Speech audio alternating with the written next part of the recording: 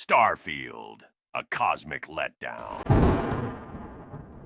Hi friends, Batman here with your long-awaited Starfield review. If Batman were ever caught off guard, it would probably be while navigating the tedious and hollow void of Bethesda's Starfield. Imagine the Dark Knight, used to the buzzing, crime-ridden streets of Gotham, suddenly finding himself amidst the dull expanse of Starfield's cosmos. It's both comically and tragically out of place. Bethesda, historically, is a beacon of hope. In the gaming world, a symbol akin to our beloved bat signal, it beckons enthusiasts with the promise of rich stories, dynamic characters, and intricately designed worlds. And with that trusted reputation, much like Bruce Wayne's alter ego, it carries the burden of immense expectations. Playing Starfield is much like watching a Batman movie where our caped crusader is just Bruce Wayne meandering about Wayne Manor, occasionally looking through his telescope. There's the promise of adventure, but it remains unfulfilled. One would think with the vastness of space as your canvas, there'd be an overwhelming amount of content and exploration.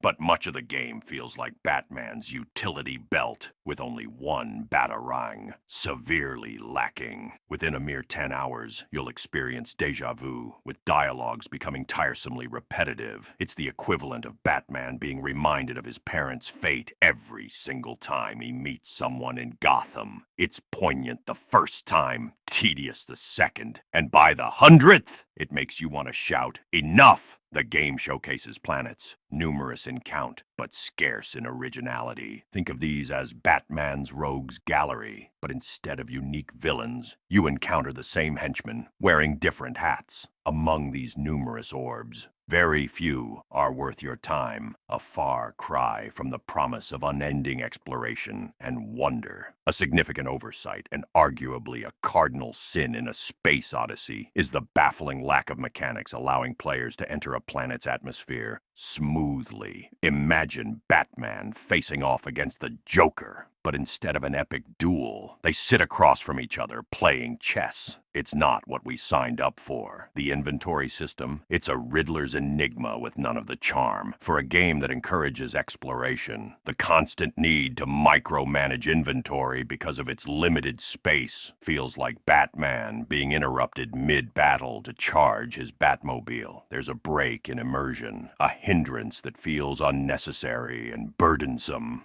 Combat should have been the saving grace, especially with starship battles, but they're as clunky as Batman trying to navigate Gotham in slippers. Sorry, that's all I got. I'm no comedian. There's potential, glimpses of what could be an exhilarating experience, but it's buried under layers of cumbersome controls and lackluster mechanics. Comparisons to other titles like Prey and The Outer Worlds are inevitable. It's akin to witnessing Batman in Metropolis. It's familiar but feels amiss. There's a palpable sense of déjà vu, a sentiment that you've explored these terrains and narratives before. But let's not cast Starfield into Arkham Asylum just yet. And speaking of, that's a fucking game and a half right there. There are redeeming qualities. It's commendable how Bethesda managed a stable launch, a feat they've historically struggled with. The visuals, akin to the first time we see Batman perched on a Gothic tower, are genuinely awe-inspiring at times. There's beauty amidst the chaos, moments of serendipity that capture the vastness and mystery of space.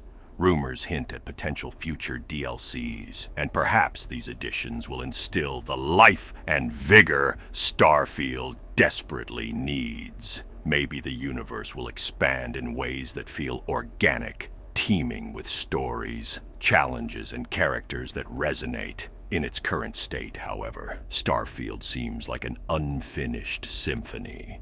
It's like catching Batman mid-transformation, with Bruce Wayne's sophistication, but lacking the Dark Knight's fervor and purpose.